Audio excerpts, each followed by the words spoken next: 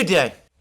Today is Wednesday, 25th June 2025, and as I make this program, an information war is waging over the effects or ineffects of the American missile and airstrike on the Iranian nuclear facilities, with heated discussions as to whether or not the attack was effective, was successful, whether the strikes have in fact blasted the Iranian nuclear sites to oblivion, or whether, on the contrary, the damage done is repairable and that the strikes have survived the American attack. Now, what makes this particular information war somewhat unusual is that it is being fought out in public by various agencies of the US government. So we have now had the Defense Intelligence Agency produce a report, a classified report, which somebody immediately leaked, which says that, as far as they can see, the Iranian nuclear sites have only suffered a limited amount of damage, that the Iranian nuclear program has only been held back by a few months at most, and in summary, that the attacks on the nuclear sites have been far less successful than the President of the United States and his immediate officials have said. Of course, the President and his officials have pushed back on all of this. They've not denied that this Defense Intelligence Agency report exists. They, however, insist that it is wrong. When asked for proof of this, the President today at the NATO summit apparently said that Israeli agents have entered the Fordow facility and have established that it has been completely destroyed. A claim, by the way, which, whether Trump himself believes it, whether the Israelis have told him this, or whether it's simply a piece of a product of the imagination. Anyway, a claim that the Israelis have actually been able to enter Fordow, I don't take seriously. So there it is. What is the truth? Well, I'm going to say straight away that it is a bit surprising, and one has to be a bit skeptical about whether a fuller damage assessment or even a preliminary damage assessment could have been made in just a few short hours after the attack on these locations took place. One would assume, at least I would assume, that it would take some time for the Defense Intelligence Agency and for other agencies of the United States intelligence community to be able to arrive at more definite conclusions as to what, if any, damage has been done. And it's worth remembering that Donald Trump's relationship with the intelligence agencies of the United States has been, to put it mildly, uneasy. They effectively fought a war against him during his first term. That was what the Russiagate scandal ultimately was all about. And it's quite likely that he still has his opponents within the US intelligence community. And it could be that this report is the product of that continued hostility within sections of the intelligence community against Donald Trump. It is interesting, it is curious that this report, this classified report, the details of it were leaked so quickly. And that does again suggest to me that there is an element here of somebody wanting to rain on Donald Trump's parade. Having said all of that, I still must say that the community of experts who are out there and who provide information about these things and who've looked at the satellite photos, that they have concluded that this report from the Defense Intelligence Agency is probably true. They were already coming to these independent opinions before the report appeared. And I have to say that I do think overall it is far more likely than not that the damage to the facilities is indeed as limited as the Defense Intelligence Agency appears to be saying. Anyway, no doubt we will find out. The Iranians themselves are, of course, saying that the damage done was limited, and they are busy also emphasizing that their enrichment program remains intact and that Iran is prepared to move forward with it, and in fact will move forward with it without it being significantly affected at all. Specifically, President Pezeshkian of Iran spoke with MBS, the Crown Prince and Prime Minister of Saudi Arabia, and the de facto ruler of Saudi Arabia.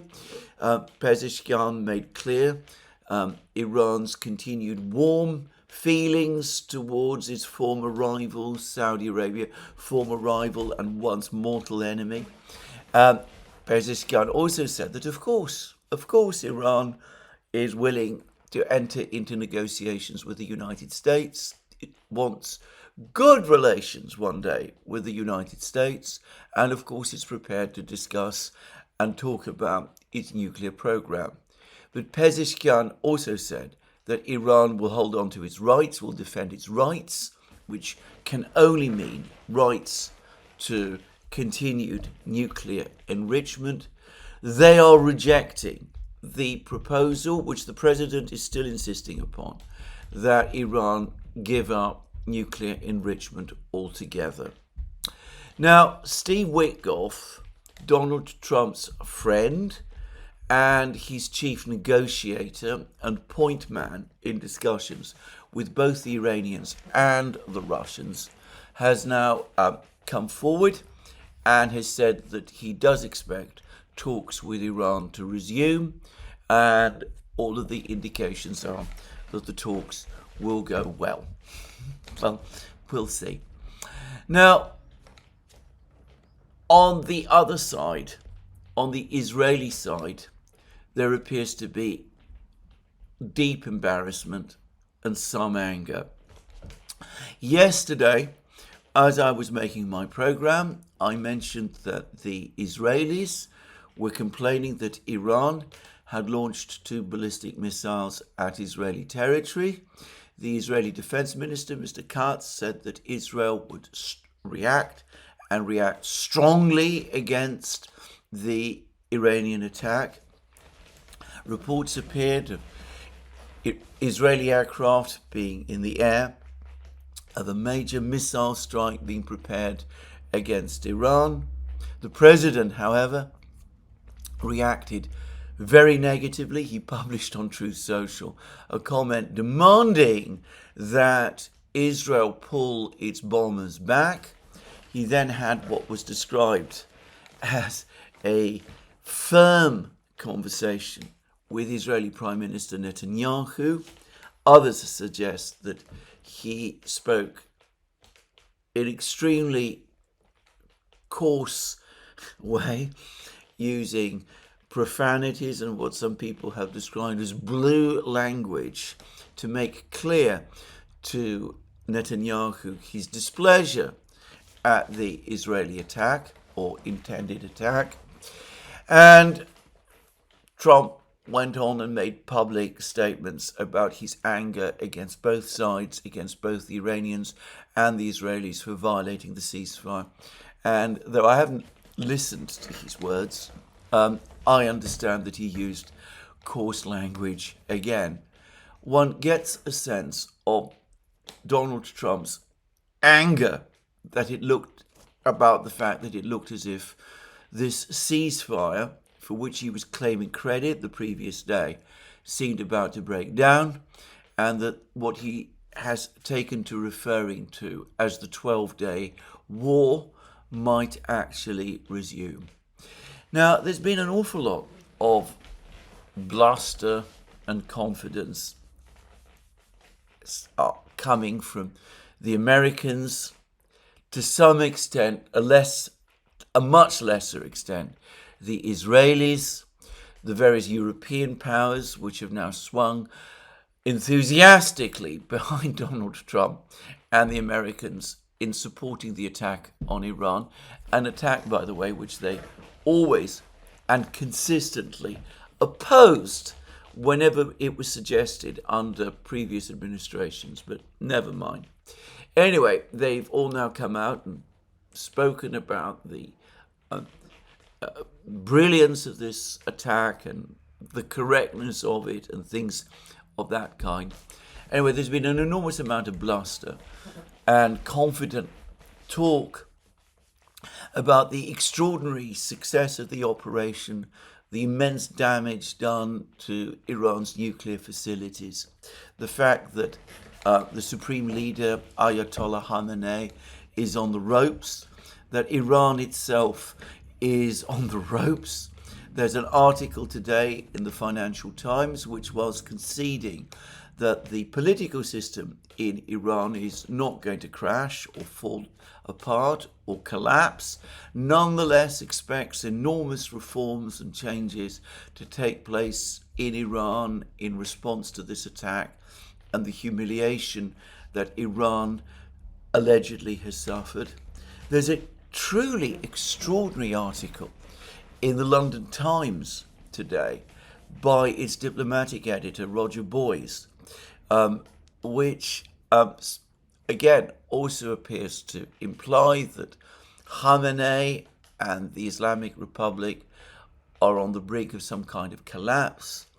This article sneeringly speaks of the Crinks instead of the BRICS, that the Crinks alliance, as opposed to the BRICS group, has failed Iran, that Araghchi's visit to Moscow was a failure, that the Russians refused all requests for help and might not even have received requests for help. Reading the article, one would wonder, in fact, whether Roger Boys had even read the Russian, the transcript of Putin's words at this meeting. Well, perhaps he has, but in this same article, he implies that the man who met Araghchi might not have been Putin at all, but actually a double, one of Putin's supposed doubles. He says that this person looked much younger than Putin actually does. So, I mean, that gives you a sense of some of the commentary that's been appearing, the confident predictions about the collapse of the regime, the fall of Khamenei, the humiliation that Iran has received. I have to say, all of these people are, as we say, they are talking too much. They are making this point these claims far too vehemently, far too confidently. One can sense behind all the bravado, the uncertainty and the doubt, the concern that in fact the attack might not have been a success, that they alarm about the fact that the regime, let's call it that, in Iran has withstood the blow. And of course there's a general tendency to avoid discussing the effectiveness of the Iranian strikes against Israel and the failure, or the large-scale failure, of Israel's air defense system. So these people do protest too much, and as I said, the way they do so betrays their lack of confidence and their uncertainty about the actual outcome. Now, I have to say that there are some claims on the other side which also go, in my opinion, in places a lot too far. Simplicius the Thinker has been writing some very interesting pieces about this current conflict, and as is always the case, he writes interestingly and I have learnt a lot about the conflict from him. I mean, he's often very good at explaining the military realities behind what is going on and the technical realities. He continues to make the claim that there is little evidence that manned Israeli fighter jets have penetrated Israeli airspace. He says that there's been only one confirmed film provided even by the Israelis of an Israeli fighter jet over an Iranian city. And the city in question is Bandar Abbas, which is located directly on the Persian Gulf. It is, in other words, a littoral city. It is not deep inside Iran. According to Simplicius the thinker, despite whatever problems there might have been with the Iranian air defense system, in practice and in fact, manned Israeli aircraft have been careful to keep their distance from Iranian airspace. And on balance, I think he is right about this. He has also provided information about drop tanks, obviously used by Israeli aircraft, washing up on the coast of Iran, not the Persian Gulf coast, but on the Caspian Sea. And as he correctly says, that must mean that contrary to denials from Azerbaijan, some of the Israeli aircraft that carried out missile strikes against Tehran, the Iranian capital, must have been operating from Azerbaijan. I have to say I agree with that conclusion. I cannot see any other explanation, and it will undoubtedly mean that the government of Azerbaijan is going to find itself facing questions, not just from Iran, but also from Russia, which strongly disapproves of what has taken place. So that's an important piece of news. It shows that the Aliyev government in Baku continues to play its intricately complex game and remains an ally of Israel against Iran, and has repaid Israeli help with its own war against Armenia by providing basing rights to Israeli aircraft which attacked Iran. That also, by the way, begs questions as to how those Israeli aircraft reached their bases in Azerbaijan, and that can only mean, as far as I can see, that contrary to Erdogan's protestations, contrary to his ferocious condemnation of Israeli actions, Israeli aircraft must have reached Iran, and I'm talking about fighter aircraft, across Turkish airspace. I cannot see any other way, realistically. And that Erdogan, who exercises enormous influence in Azerbaijan, must also, at some level, have green-lighted the attack on Iran, again, notwithstanding his undying statements of support for Iran and his public criticism of the Israeli operation. It's very typical of Erdogan and the way he acts. He says one thing, he does something else. He plays these intricate and duplicitous games. Everybody lets him get away with it. Sooner or later, and I still believe this, in spite of everything, it will catch up, if not with him, then at least with Turkey. But anyway, he continues to play these compulsively treacherous games, and he's just done so with Iran. Anyway, that is an interesting revelation, as I said, from Simplicius the thinker. He also makes the further interesting point that many of the strikes, much of the footage that we have seen coming from inside Iran of Israeli airstrikes was obviously made, or most likely made, by long-range Israeli drones like the Hermes drones, and that the Iranian air defense system has been increasingly successful in shooting these down. And again, Simplicius the thinker makes the point that Israel does not have a large inventory of these very long range, very powerful drones which conduct both surveillance and airstrikes. And that by now a significant number of these drones have been shot down, and that there is only a limited ability to replace them, because clearly production in Israel of these sort of drones is a complex and long-term affair.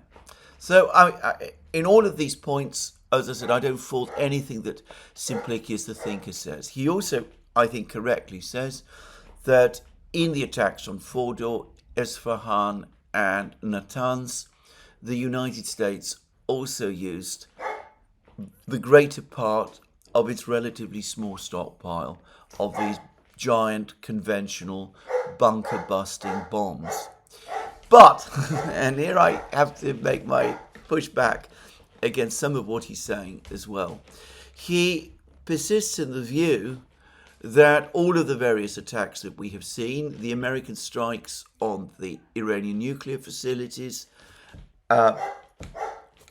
especially, were somehow performative and collusive, that the Iranians had been told about them in advance, that as a result they'd cleared these facilities of the enriched uranium and of the scientists and personnel there, that they stood down their air defenses and allowed the B-2 bombers to reach their targets.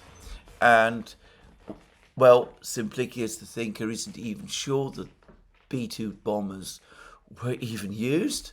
I mean, he's at some points gone almost as far as putting a question mark next to that. And he's suggested that the Iranians, as I said, somehow colluded with this attack, just as their own attack on the American bases was clearly of a collusive nature. And these Iranians, as we know, because the Americans have themselves confirmed it, tipped off all of the various Arab states involved, Qatar, the United Arab Emirates, Kuwait, of the fact that the attack was coming, in order that the Americans also be informed of the attack. Well, I have to say here, I think that goes altogether too far. Certainly, when dealing with the United States, the Iranians have persistently pulled their punches.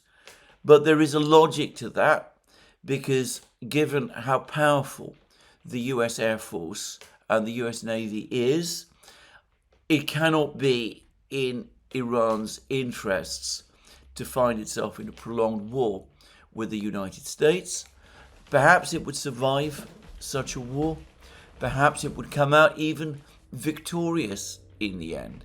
But it would suffer massive damage in the process. Not just hundreds, but thousands, perhaps tens of thousands of people would die. And any rational government would do whatever it could to avoid that possibility, if it could do so without compromising on its basic positions. It doesn't mean, however, that the Iranians consented to an American attack on their nuclear facilities. In fact, I think that is inconceivable.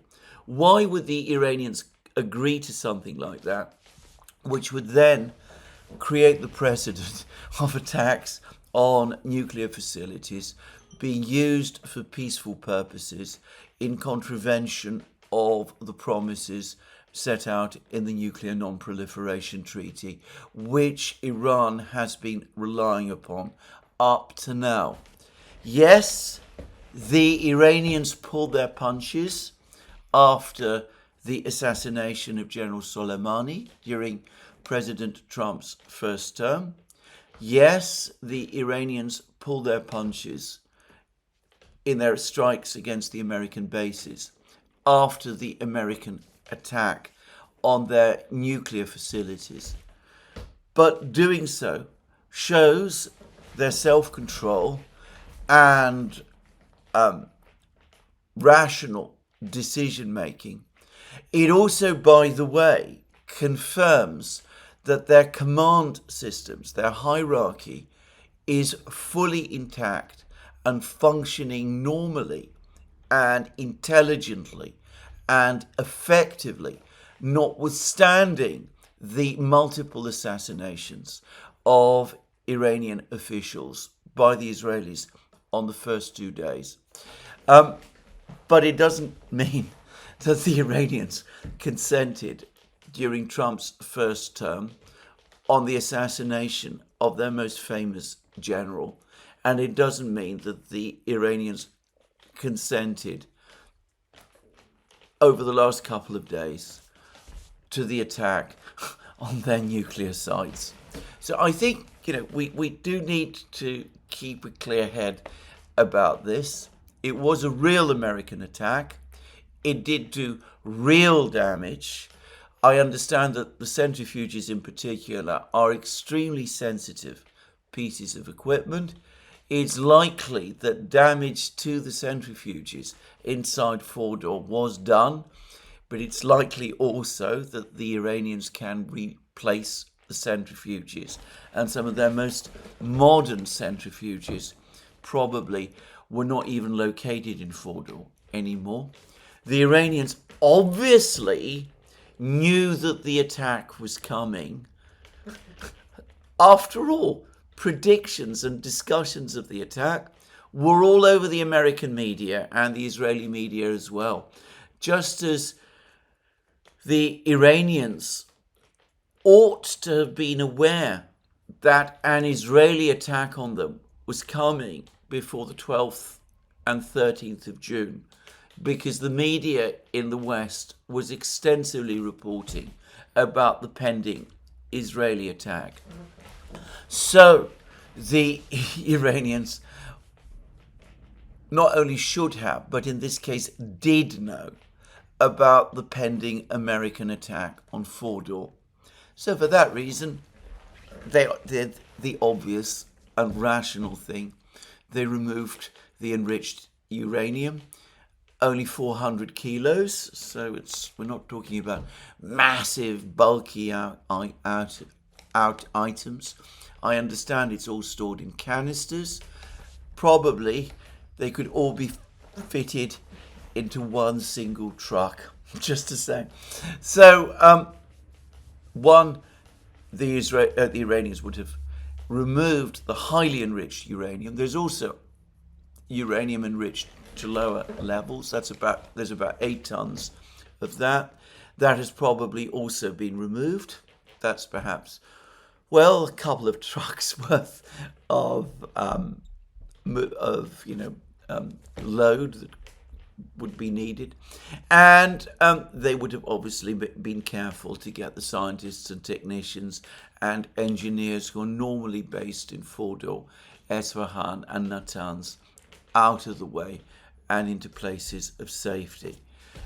They didn't need to be tipped off by the Americans in order to do that. So, let's keep a clear head about these things. It nonetheless remains the case that, as the expert opinion, one intelligence report from the U.S.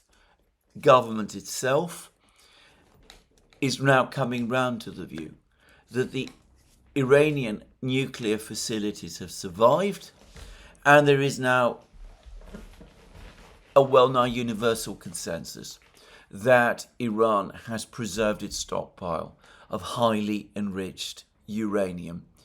And I come back to the point I've been making in the last 3 programs, and which we have also discussed extensively on the Duran, that now means that the United States, which previously knew the whereabouts of this highly enriched uranium, now no longer does, that the United States, which previously had substantial information about Iran's nuclear enrichment program, information provided to it by the IAEA, no longer knows what exactly it is that the Iranians are doing.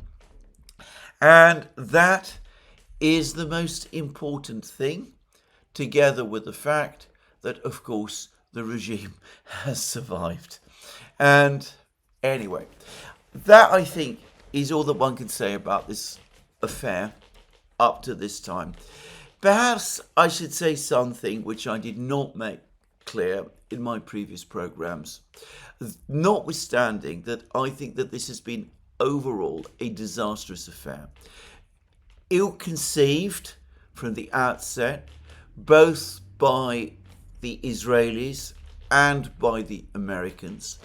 They clearly, gravely underestimated Iran's resilience, its ability to withstand this blow. They overestimated the effect of their successful penetration of Iran's internal security systems, and appear to have exaggerated the opposition to the political system inside Iran. Notwithstanding all of that, notwithstanding the colossal damage that has been done to the entire system of nuclear non-proliferation, the Russians returned to that theme, by the way, yesterday in a further meeting of the UN Security Council with the Russian ambassador, Vasily Nebenzia, talking about this topic at length.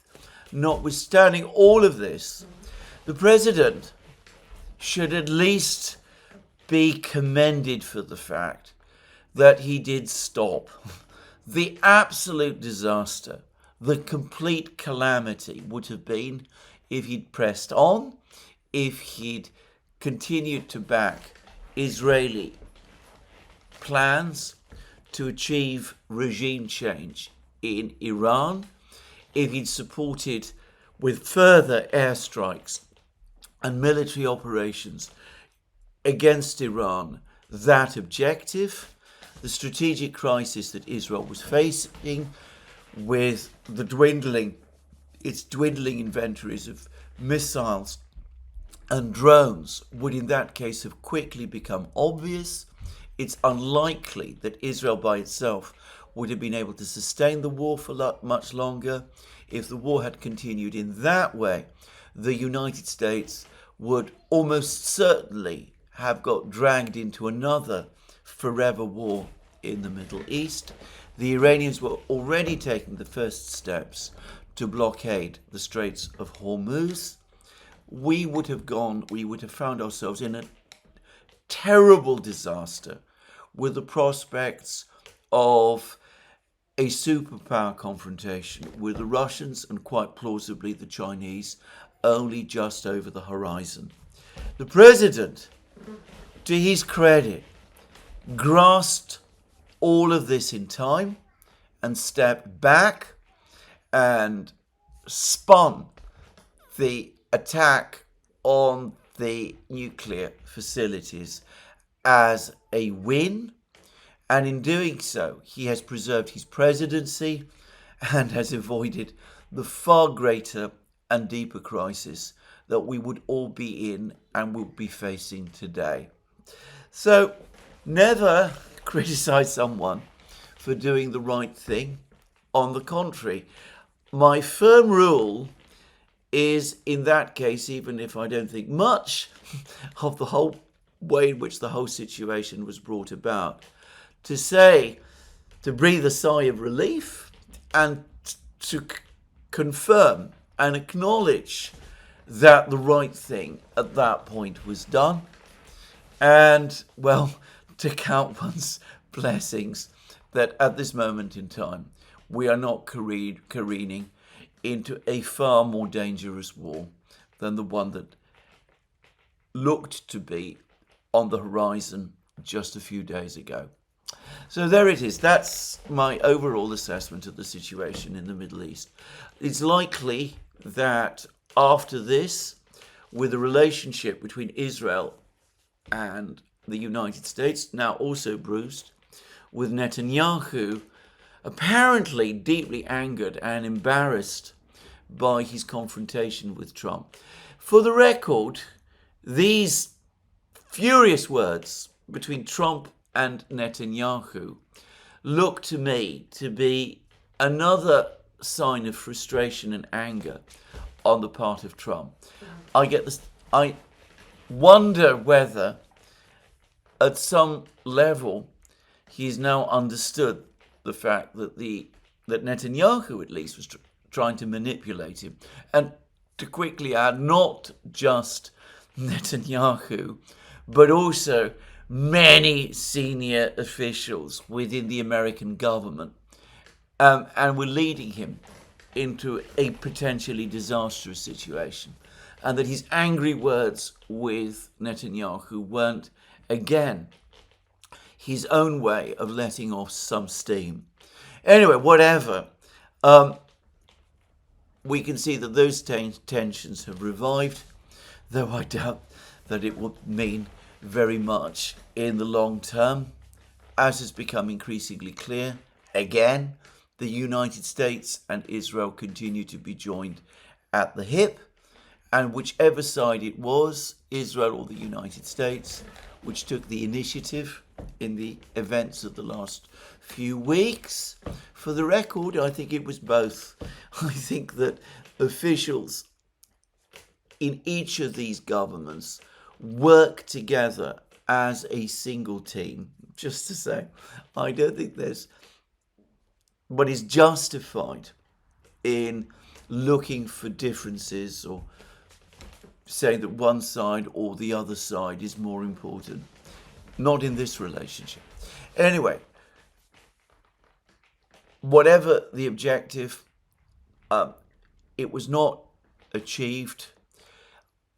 I would not call this a military defeat for Israel or for the United States. After all, they were able to pound Iran. But it was a failure, and it was a failure that is going to have long-term consequences. So this is what I'm going to say about this event for the moment. We will see what happens over the next couple of weeks. Probably some kind of negotiations between the United States and Iran will resume, but of course they will do so from a position where there is no trust between the two sides. And I would not be surprised if the negotiations from this moment onwards are just by way of form. The other big question is whether Iran will now finally swallow its doubts and its pride and accept the help that President Putin and the Russians are offering, and whether we will start to see a bigger Russian footprint in Iran and a Chinese footprint too. But as I said, all of this is for the future. The key decisions about all of these matters are going to be made in Tehran. So let's talk about other things. Donald Trump, fresh from his victory in the conflict with Iran, what he calls his victory. Others, as I say, others of us take a radically different view about that. Anyway, he's now gone to the Netherlands to attend the NATO summit, and he has been showered with the most embarrassing, sycophantic praise by the European leaders. They're all falling over each other to make totally unaffordable promises of increasing their defense spending to 5% of GDP by some date in the 2030s. I should say on that topic, incidentally, that many have commented on the fact that defense spending as a proportion of GDP in the European states has often in the past been significantly higher than 5%. The point is not whether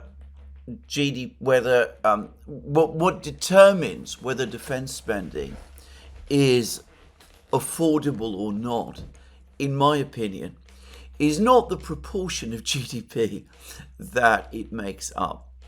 It is the state of the overall fiscal position of the governments concerned. If they're all up to their ears in debt, which in Europe they all are, if their taxes are very high and cannot realistically go much higher, if they have already probably unsustainable financial commitments, then of course if they start piling on more spending commitments to increase defense spending to the levels that are now being talked about, they will inevitably find themselves not just in a budgetary crisis, arguably they're in that already, they're going to find themselves in something much, much worse, which is quite possibly a sovereign debt crisis as well, a situation where bondholders no longer have faith that the finances of the respective countries are being intelligently and sustainably managed. There is a superb article discussing how this relates to Britain by Ian Proud on his blog, The Peacemonger. He discusses Keir Starmer's various promises to increase defence spending in this way. This at a time when his own party, the Parliamentary Labour Party, is already in open rebellion against all of his various attempts to carry out cuts in spending on social and welfare programmes, and at a time when many people in Britain feel that taxes are about as high as they can realistically go without pushing the economy further down into a recession cycle. There is also a fine article on this very topic in the left of centre British magazine Unheard by the former Financial Times commentator and economist Wolfgang Munchau. This article reads, Putin knows we are spreadsheet warriors. Europe is in no position to fight. I'm just going to read the opening paragraphs of this long article. I'm not going to read it all because, one, it's long, and secondly, it is behind a paywall.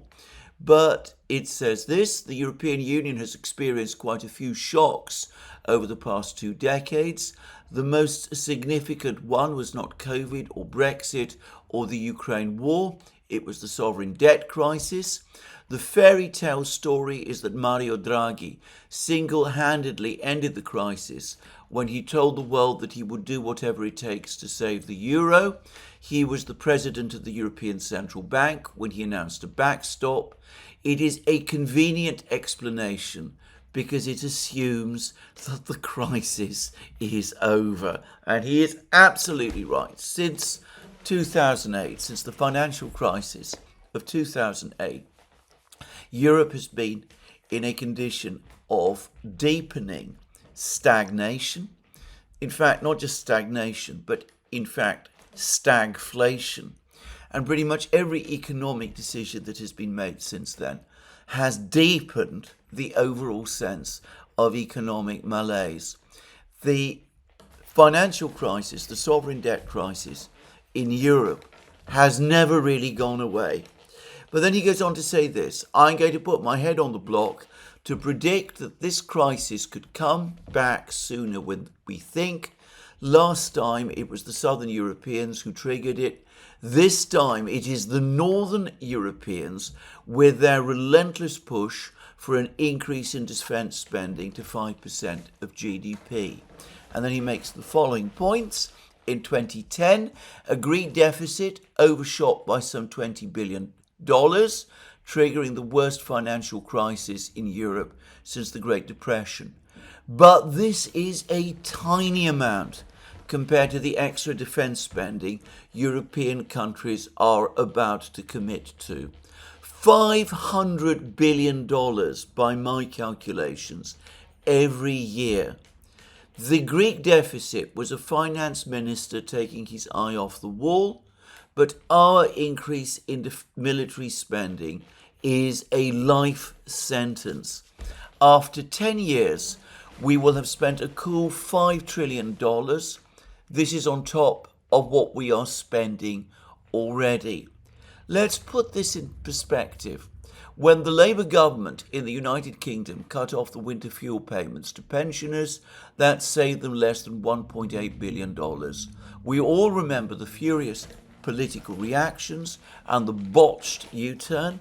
If the United Kingdom was really serious about meeting the NATO 5% of GDP target, the government would have to spend a cool $100 billion each year. That's 50 times as much as the savings on the fuel subsidies. In fact, it is more than half of the entire UK welfare budget, excluding pensions. And then Munchausen makes the point that no, nor the European governments, not the British, nor the German, have an electoral mandate to do this sort of thing. Neither Starmer nor Merz, when they won their respective elections, on very reduced voting shares, by the way, promised to do anything like this. But that is now what they're all saying they're going to do in order to satisfy Donald Trump. And he then points out that almost inevitably, sooner or later, spending on this scale is going to result in a crisis on the bond markets, because the figures simply don't add up and cannot be sustained in the way that people are saying. All of that, of course, assumes that these defense spending increases are for real. Almost certainly they are not. Sooner or later, they're all going to be walked back or abandoned. But for the moment, they continue to be made. As for Donald Trump, he has come to the Netherlands for the NATO summit with the same appearance of disinterest and disconnection that he showed during the G7 meeting in Canada just 2 weeks ago. At that time, he left early. He had more important things to worry about back home in the United States. In fact, as we know, he was working to involve the United States in Israel's reckless attack on Iran, which had by that point just started to get underway. Trump probably won't cut short his visit to NATO this time in quite the same way. He said that he's prepared to meet Zelensky. Zelensky is, of course, there at the NATO meeting. This time he came dressed, some said in a suit.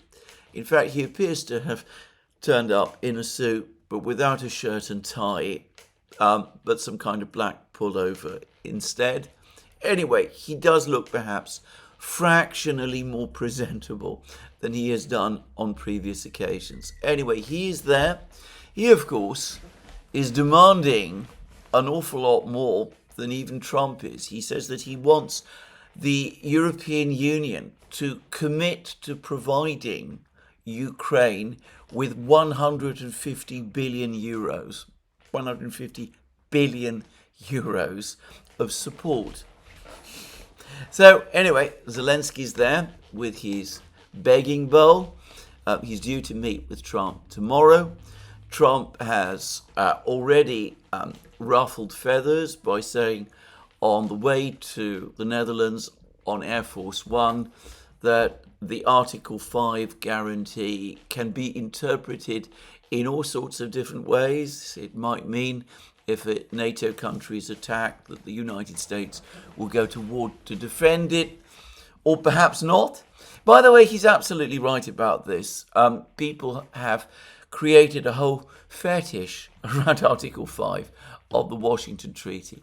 Its wording, actually, commits the NATO member states to do nothing more than to conduct consultations with each other if one is attacked, just to say. But anyway, clearly those comments have not gone down terribly well with the Europeans. But then, of course, Donald Trump, as he always does, he turned up in the Netherlands, he turned up at the NATO meeting, and he said, don't worry, because we, the United States, are with you all the way. We will support you all the way. The Article 5 guarantee remains intact. This just a few hours after he said things that might appear to undermine it. As to military economic aid for Ukraine, well, up to this moment in time, he has said absolutely nothing at all.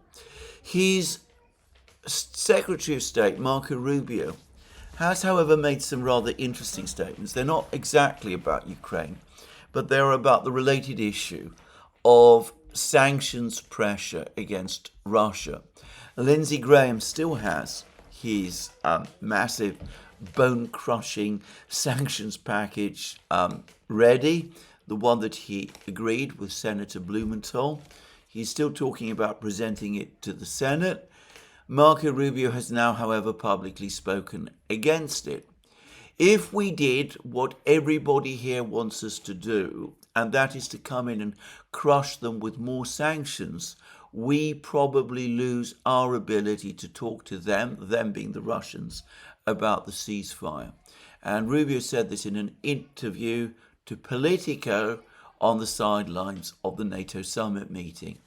And Rubio went on to say that Trump knows the right time and place for economic measures against Russia.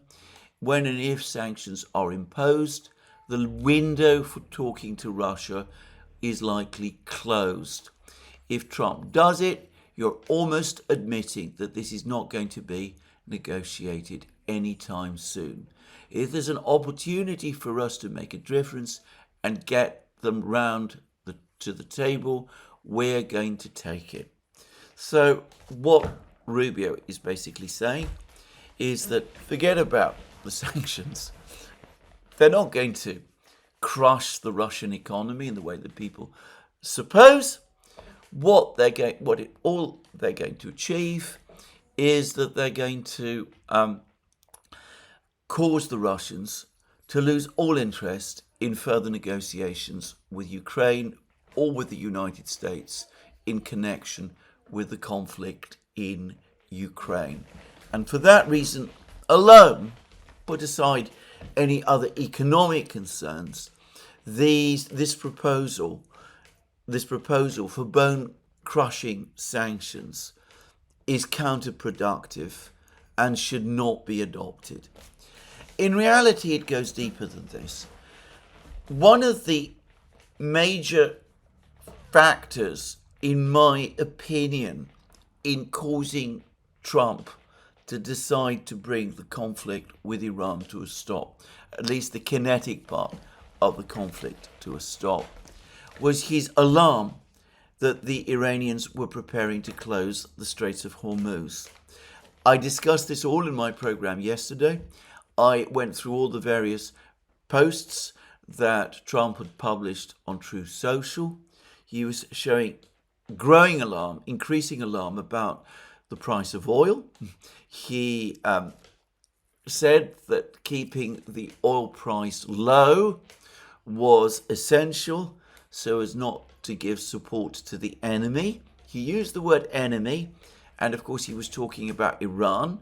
Remember, that was the first in a succession of posts that he published over the course of the next couple of hours, starting with that one in which he spoke about high oil prices being beneficial to the enemy, he ended up, when the cycle of posts had been concluded and he announced the ceasefire, by thanking Iran, and even by making a statement about God save Iran. So that, to my mind, already shows how sensitive he is on the oil price issue. The fact that Rubio apparently contacted the Chinese government to try to get the Chinese government also to speak to the Iranians about not closing the Straits of Hormuz, also shows how sensitive Donald Trump is to this question. There's an article today in the Daily Telegraph by Ambrose Evans Pritchard, one of the Daily Telegraph's stable of economics journalists, who claims that because the United States, following the shale revolution, is self-sufficient in oil and gas and oil products, the United States has perfect liberty of action to act against countries like Iran and Russia, major oil producers. That, of course, completely misunderstands the workings of the international oil market, the fact that reductions in supply on the scale that would be caused by the closure of the Straits of Hormuz, or by the kind of blockade on Russian oil exports that Lindsey Graham says he wants to see, that is inevitably going to create an oil shortage, which inevitably is going to lead to higher prices. And yes, this would not cause, probably, the total collapse of the global economy. We're probably not looking at an oil price shock of the level that we saw in 1973 or 1979, but it would still mean higher oil prices. It would still mean higher inflation. It would still mean more pressure on the cost of living of people in the United States. And politically, that isn't something that Donald Trump wants to see. So, quite apart from any question of not wanting to drive the Russians away from negotiations to end the conflict in Ukraine, Donald Trump won't want these bone-crunching sanctions against the Russians because he doesn't want a major spike in the oil price. He wants oil prices not just to remain stable, but if anything to fall. He's just incidentally taken another step, which again reflects his priorities. He's announced, under cover of all of the fire and thunder caused by his strikes on Iran, a sanctions exemption for China. China can still buy Iranian oil. He does not want China competing head-to-head with the Western powers on the international oil market, buying oil from the other Persian Gulf producers, from the Russians, from whomever, because he fears that that would push up the price of oil with the inflationary effects that I was talking about in the United States.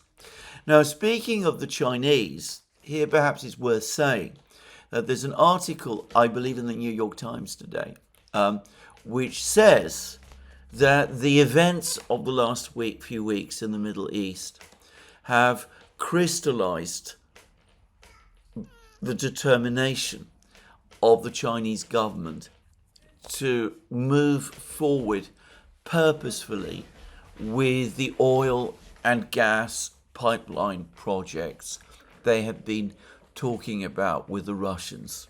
So, Power of Siberia 2, the great gas pipeline that the Russians and the Chinese have been talking about building, for some time, supplementing the already existing Power of Siberia Pipeline 1. Power of Siberia 2 is now likely to be given higher priority and to move faster ahead. And it's likely that the Chinese and the Russians will start to work more deeply with each other on the question of oil pipelines as well. Just saying. But anyway, that, it seems to me, remains Donald Trump's priority. I'm going to suggest that, in fact, it remains his overriding priority in all of his dealings with Russia at the present time. He is not, frankly, very interested in whether Ukraine wins or loses its war. He would rather that there was a negotiated outcome rather than a conclusive Ukrainian defeat, obviously. But his priority is to keep the price of oil stable and, if possible, low, because he understands that a higher price of oil would be catastrophic for him politically in the United States itself. And that is going to affect his approach to the Russians and in connection with oil prices and sanctions and all of those sort of things. Anyway, that's, it seems to me, Trump's thinking. It's important, again, to remember that Donald Trump is not the only official in the United States. He's not the only official within his own administration. As we've seen over the last 2 weeks, there are many decision makers, some of them, many of them, with agendas completely different from his own. It's entirely possible that the United States will drift back into some kind of confrontation with the Russians before very long. But I'm simply setting out here what I think are Donald Trump's own intentions. And anyway, there we are. He's going to meet with Zelensky. Apparently the meeting isn't going to take place for very long. That's going to be tomorrow. Doesn't look as if, for the moment, he has any intention of providing more weapons and supplies to Ukraine, or more money to Ukraine. Zelensky might be talking about 150 billion euros, but he presumably expects to get them from the Europeans. The Europeans have already been helping themselves quietly to more and more of Russia's frozen assets. They've not formally confiscated them, but you can see that they're increasingly skimming on them to help Ukraine. And probably that's more of what we're going to see over the next few weeks and months, even as the war in Ukraine continues and Ukraine goes further and further down in defeat. Now, here maybe it's worth saying something about the current military situation. You listen to various reports that have been coming through the various Telegram channels, or read those reports, you might gain the impression that the Ukrainians have launched some kind of counterattack in various places and in various directions. In Sumy region, most of all, but also in a few other places also. Well, it is quite likely that counterattacks of some kind are indeed taking place. Zelensky is meeting tomorrow with Donald Trump. He's attending the NATO summit meeting. He's had recent meetings with Syrskyi and other top Ukrainian military officials. He is burning with anger about the latest statements about the catastrophic situation on the front lines made by the dissident Ukrainian MP, Mariana Bezuglaya, as I discussed in my program yesterday. And it is entirely plausible that in order to persuade US officials, Trump, NATO, that Ukraine is still in the war, he's ordered counterattacks in various places. And Syrskyi, who interprets his duty as Ukraine's military leader to do exactly what Zelensky tells him. It looks as if Syrskyi has tried to arrange it. And yes, there have been reports that the Ukrainians have made some attacks in the Sumy region. There are claims that they've recaptured a forest and a village there, and that they're attacking other villages in that area. And there are claims that they're attacking in other places too. And we continue to get very conflicting claims about the progress of these attacks. As I said yesterday, group of forces north say that all the Ukrainian attacks in Sumy region have been repelled. Others are more inclined to believe, to give credence to what the Ukrainians say. And as I said, there are some people, quite a few people, including people who follow and comment about the war very seriously, who think that in some places, in a few places, the Ukrainians have indeed made some gains. I've been through this so many times. I have had to discuss these Ukrainian counterattacks when they happen. I can remember just a few weeks ago, there were all sorts of confident claims that the Ukrainians had launched successful counterattacks in Toretsk, that the Ukrainians were on the verge of recapturing the entirety of Toretsk from the Russians. There was reports that the Ukrainians had launched counterattacks west of Pokrovsk and had recaptured or were about to recapture the two important villages, in fact, three important villages of Pishanye, Kotlino, and Shevchenko. All of those reports were appearing. They were lent great credibility and weight by many people.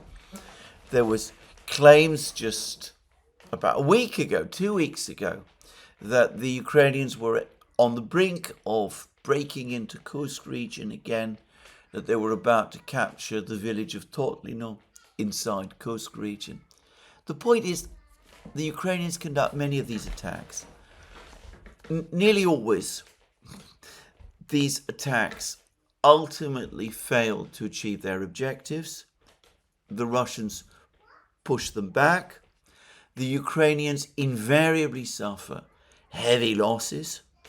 The overall force position of the Ukrainian forces is weakened, and when the Russians then go onto the attack, as they invariably do, they come up against a weakened Ukrainian resistance. I remember that one of these Ukrainian counterattacks was actually conducted inside Kursk region from memory, I think it was either late January or February of this year, just a few weeks before the entire Ukrainian defense position in Kursk region around Suja imploded, entirely collapsed. So, yes, quite plausibly, Zelensky and Syrskyi have arranged some counterattacks, presumably for Donald Trump's benefit. But I don't think one should take them particularly seriously. Zelensky wants his money, and if he's not going to get it from the Americans, he wants to get it from the Europeans, the 150 billion euros that he's talking about. He wants the Europeans to continue to commit themselves to support for Ukraine, and he's got that again. Mark Rutte, the NATO Secretary General, even as he showers Donald Trump with praise, continues to insist that Ukraine is on an irreversible path towards NATO. Just saying. So, Zelensky, as I said, has plenty of reasons to carry out these attacks, but I personally don't take them very seriously. Obviously, who knows, in war, the unexpected sometimes happens, but the consistent story of this conflict is that whatever does happen in that regard, the Russians consistently and invariably get on top of it. As I've discussed in several programs now, over the course of this war, it is sometimes possible to take the Russians by surprise in war. It has never proved possible to panic them. And these attacks are not going to panic the Russians. They might have to catch their breath in a few places, but that's all of that these attacks are going to do. In all the crucial locations, the Russians are continuing their advance. And there continues now to be lots of stories about hundreds, maybe thousands of Ukrainian troops trapped south of the reservoir, located to the south of Konstantinovka. There are also reports, they were published yesterday by Redovka, the Russian newspaper, which has significant sources within the Russian military, that the Russians have in effect encircled Novoekonomichny, the key village to the west of Pokrovsk and Mirnograd, a village whose fall, in fact it's not so much a village, it's a kind of outlying suburb of Pokrovsk, whose fall would create an operational crisis for the Ukrainians inside Pokrovsk. I mean, it would leave them, in effect, without any secure supply lines. So Redovka was writing about all of this yesterday. It may be that they're going ahead of events. But I have generally found Redovka, which, as I said, has good sources within the Russian military. And from what I know, journalists, actual journalists, embedded with the Russian army on the front lines, I've tended to find it a pretty reliable reporter of events on the battlefronts. And there are also further reports of further Russian advances towards the Dnieper, further south, and my clear sense now is that the ultimate objective of the Russians is that the small fortified town in Novopetrovsk region, Novopavlivka, which the Russians believe, perhaps rightly, to be the main logistical center of the Ukrainian forces in west of the Dnieper and to the southwest of Pokrovsk. Now, in a program I did, I think yesterday or maybe the day before, I said that there was information that the Russians, or claims that the Russians, had finally captured the village of Udachny, which lies to the southwest of Pokrovsk. I now believe that that is not true.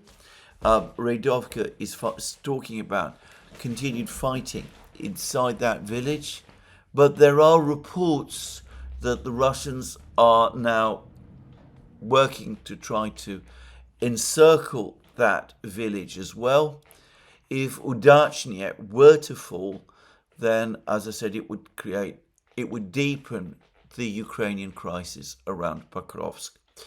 The Russians, for the record, advanced on Udachny back in the autumn. They seem to have captured at least some of the outlying buildings of this village and maybe the railway station in the autumn. But then, as they sometimes do, they shifted their focus to other places, and though they've always held on to their positions in Udachny, they didn't, until now it seems, make any serious effort to capture the rest of the village. Now, alongside all of these things, there is perhaps one further piece of rather interesting news, interesting to those of us who remember the minerals deal that Ukraine and the United States signed and ratified some weeks ago.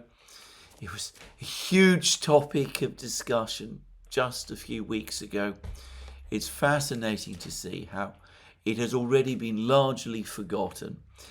Anyway, there was much talk at that time in connection with this mineral rights extraction deal of the United States gaining access to Ukraine's mineral resources.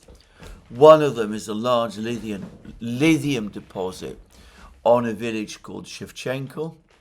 The Russians have in the last couple of months captured two villages called Shevchenko.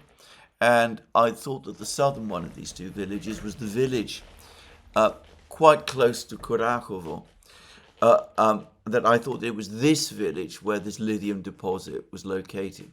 It turns out that the actual Shevchenko, where the lithium deposit is located, is a completely different Shevchenko, which lies further to the west, but it seems as if the Russians have reached it as well. And there were reports yesterday that most of the lithium deposit, the area of the lithium deposit, has now indeed fallen under Russian control. Anyway, there we go. That is the news from the battlefronts. There is no slackening, as far as I can see, in the Russian offensive.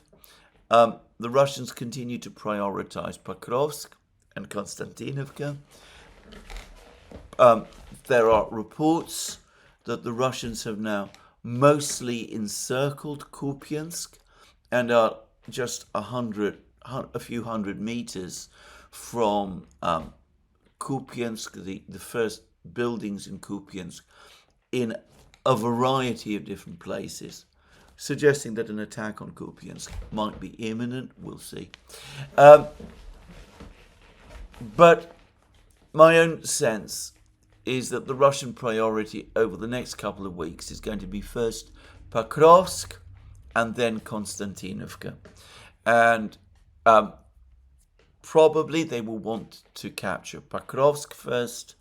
Once they've captured Pokrovsk, they'll probably clear Liman and Kupiansk and possibly further north Izium and those sort of places. And only then, I suspect, will they make their big attack on Konstantinovka. And at that point, there will only be two places left in Donbass, which is still under Ukrainian control. These will be the two cities of Slavyansk and Kramatorsk. And at that point, with these two cities mostly isolated, they will probably fall to the Russians quite quickly, ending the long battle for the Donbass. But anyway, here I'm going to finish this program by making one further observation. In various programs that I've done on this channel, and in discussions that Alex Christoforou and I have had on the Iran, I have stated my own belief that for Zelensky and his people, his team, their priority now is no longer to win the war, something which they must realize is beyond Ukraine's reach, but rather to retain control of Ukraine. And in fact, on cue, just about 2 days ago, Zelensky's chief of staff, Andrei Yermak, came out and made an extraordinary statement in which he said that Zelensky must remain president of Ukraine until the crisis is over. There is no other better qualified person to lead Ukraine through this crisis, something which all but confirms that for Zelensky and Yermak, the war now is serving the purpose of justifying their retention of power. And, well, it also confirms my point that they are not going to want to let go. Even if the situation on the battlefronts turns catastrophic, the only way to interpret Yermak's words is as a statement of intention by Zelensky and his team to retain control of Ukraine, or whatever is left of Ukraine, right up until the precise moment of collapse. I'm going to say, for the record, that I believe that Yermak said this precisely because Zelensky and Yermak now do anticipate an eventual collapse of Ukraine, and that they are saying this in order to make it perfectly clear that they intend to retain control until the very bitter end. And as Alex and I discussed in a program we did on the Iran very recently, I think the plan is that if Ukraine does collapse, then Zelensky and Yermak and the others will either flee to Lvov and set up what they will insist is the government of Ukraine there and will seek Western protection. Or if the Russians, in order to prevent the establishment of such a government on any part of Ukrainian territory, were to press further westwards and occupy Western Ukraine and Lvov itself, then I suspect that Zelensky and Yermak and the others probably plan to escape west and to set up a government in exile in some Western city. That, I suspect, is their intention. And they will continue to lobby for the West to recognize them as the legitimate government of Ukraine and to treat all of Ukraine as being under Russian occupation. And they will continue to demand big financial subsidies to sustain that fiction. But there is something further as well. And I think this is something that perhaps people need to prepare for in advance.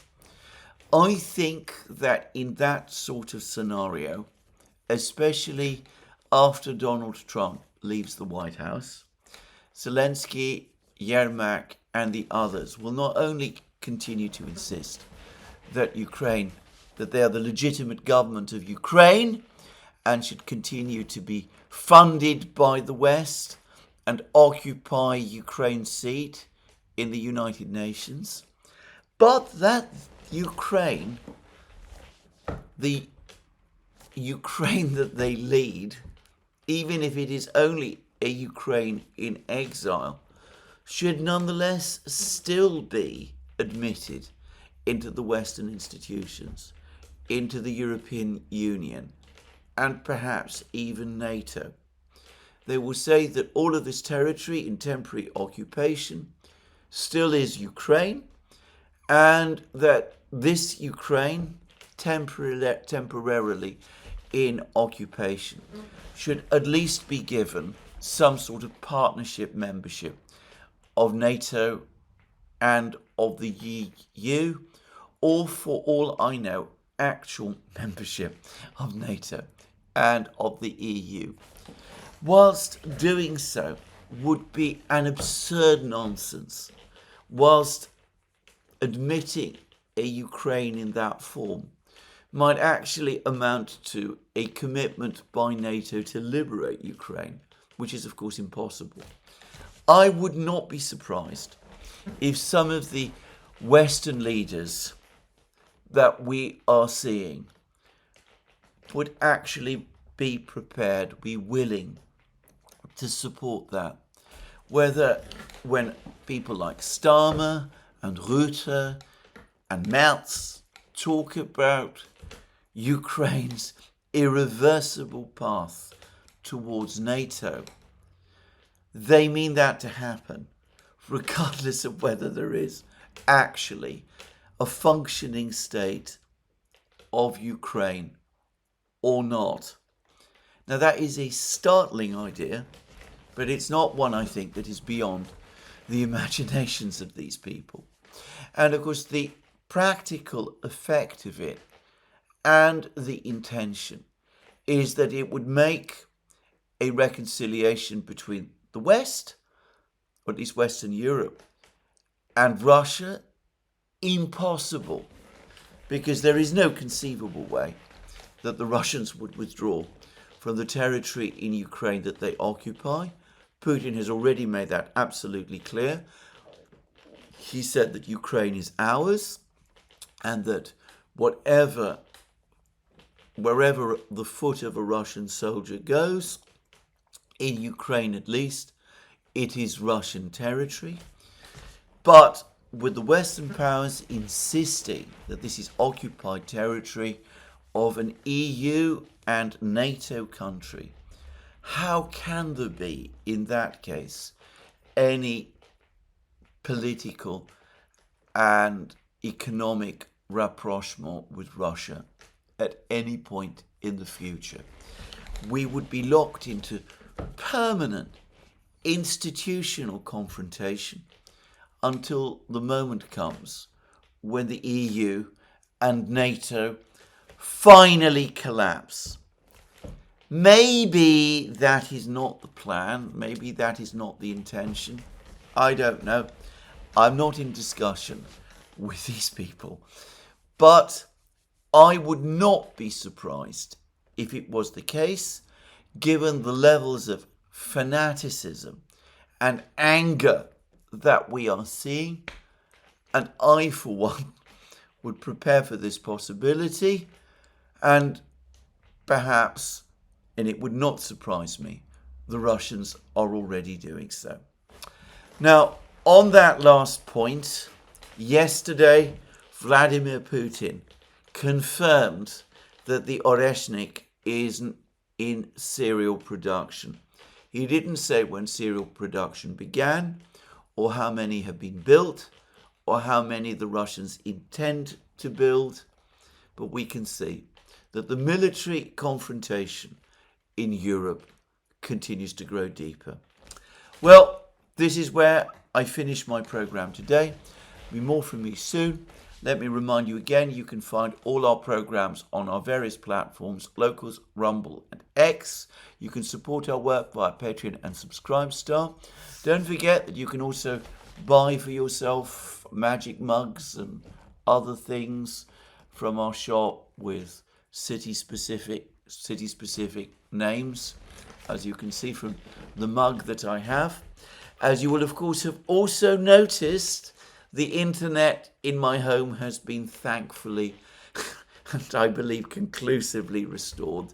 There's a long story to tell about that, but I'm not going to waste people's time with it. Last but not least, if you've liked this program, please remember to tick the like button and to check your subscription to this channel. That's me for today. More from me soon. Have a very good day.